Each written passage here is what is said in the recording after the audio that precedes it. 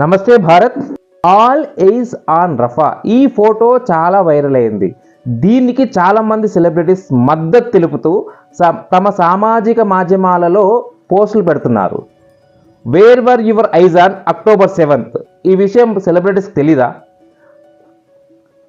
Hamas టెర్రరిస్టులు Israel పైన దాడి చేసి చాలా మందిని అమాయకులను చంపి చాలామంది ఆడవాళ్ళని దారుణంగా రేప్ చేశారు.